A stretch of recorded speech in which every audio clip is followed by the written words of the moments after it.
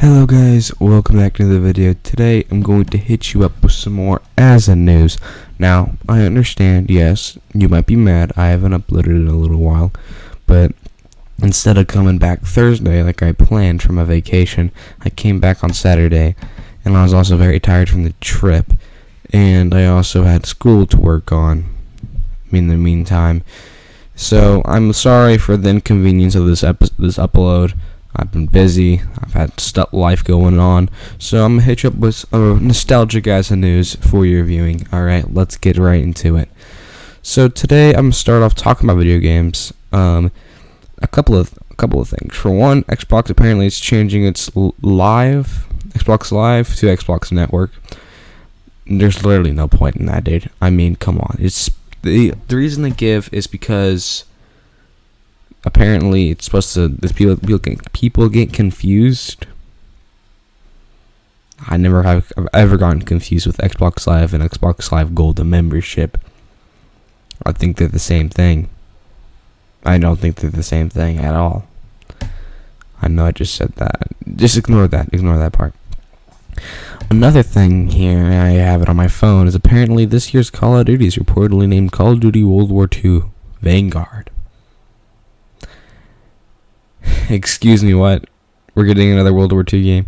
Look, don't get me wrong. I love World War II games. I love Call of Duties, and it goes back to its old World War II games.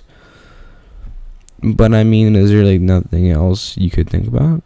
So, it's being made by Sledgehammer. Because Modern Warzones claims that the name is very much a working title, and this year's game may eventually ship under a different name. But it's going to be World War II. It's leakers and all that stupid stuff. So, I mean, don't get me wrong. I like the idea of the old time games. Why don't we do a World War I game? Battlefield did it. Well, I don't know why we can't do it. Like, Battlefield makes better games. Personally, in my opinion, I prefer Battlefield. I will play a Battlefield game over a Call of Duty game. And this is probably for the exact reason. Now, sure, Battlefield 5 kind of sucked. I'm not going to lie. That was a pretty sucky one. But I don't think a lot of people are going to play it anyways because they're still playing World War 1. Battlefield 1. And 4. So, I mean, they're playing the old ones much more than the new one. So Battlefield will go back to like a more like World War III version. That'd be cool if they actually did that. I'd be totally down for that. So Call of Duty will be releasing World War II. Can I ask why? I mean, there's literally no point. We already have a World War II game that's kind of remastered from 2017. I actually still play it. I actually play it every now and then. I enjoy the game. It's a good game.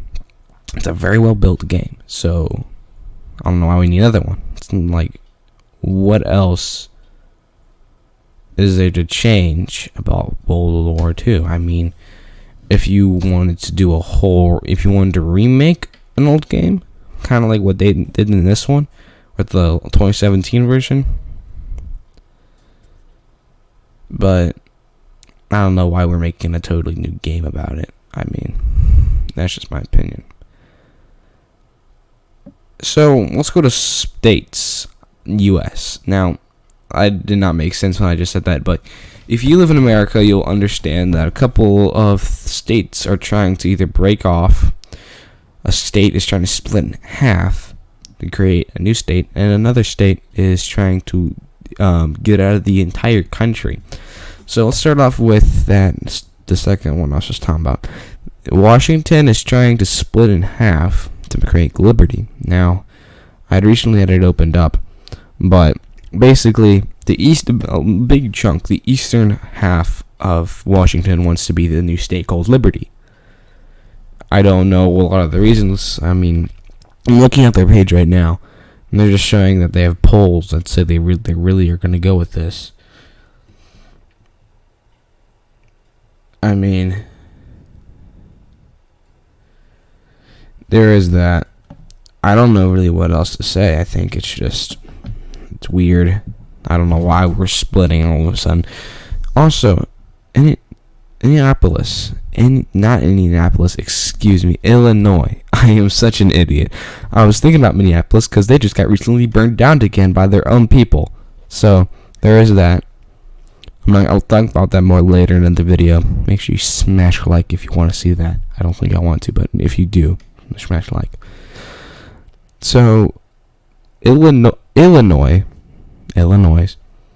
is a part of it's trying to split off into Idaho for some reason.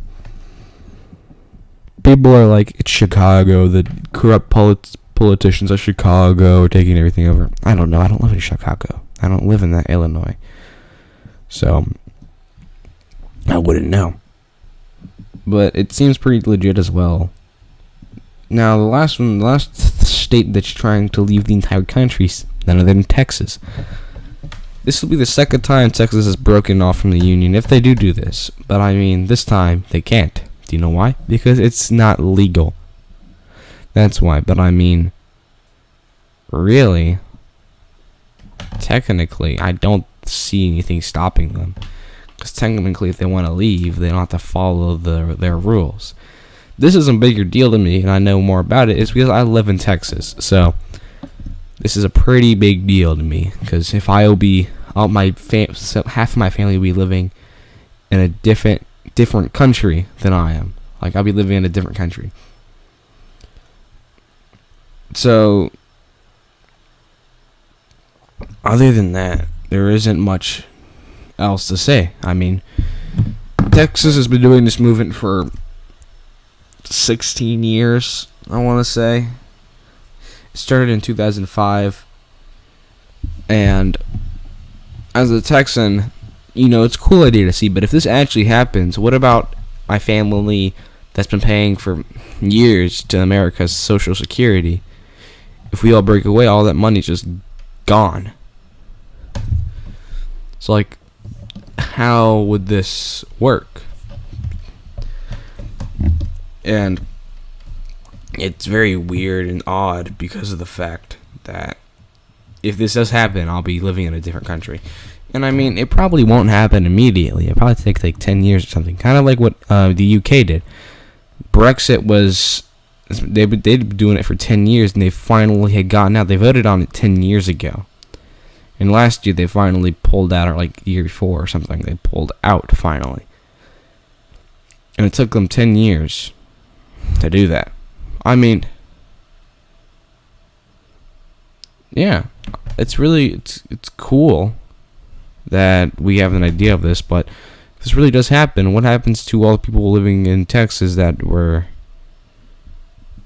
technically living in the U.S. or now living in a different country?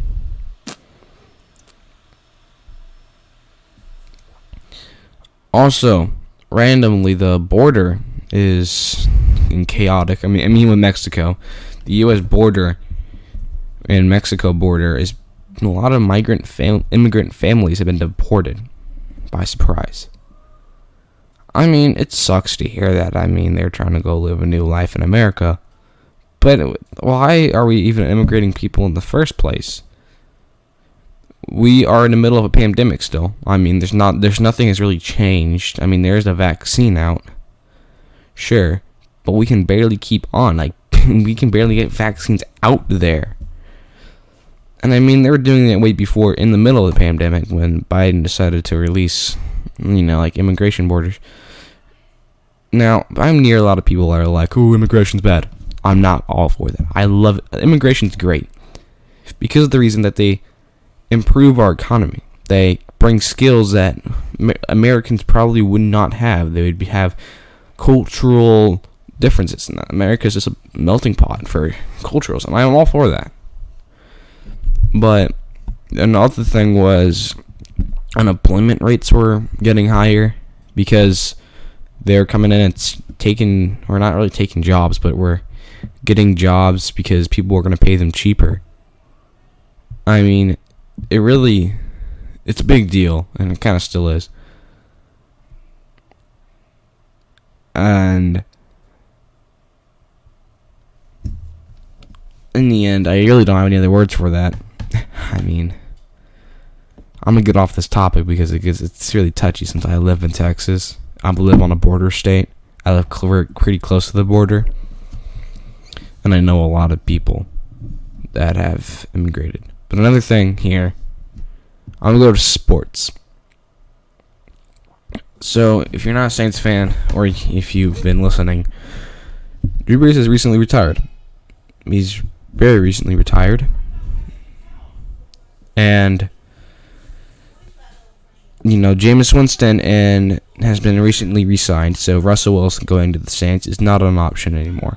So we have Taysom Hill and Jameis Winston are now having to fight over the position of quarterback. And I mean, that's great. Honestly, I prefer if Jameis Winston got to it, but he here says that he got emotional in a interview or whatever. And, he talks about how emotional Drew Brees' impact on his life has been. And that's great, man. I'd love to see that. Going to the Bears, they basically lost everything. They gave up Fuller, their cornerback, and the Broncos now got him. And really, Broncos have been quietly dominating the fucking free agency. I'm not going to lie. They've been really dominating that. They've been founding it. And that's cool. I mean, the Broncos are going to be like a different team next year. Are they going to be a great team?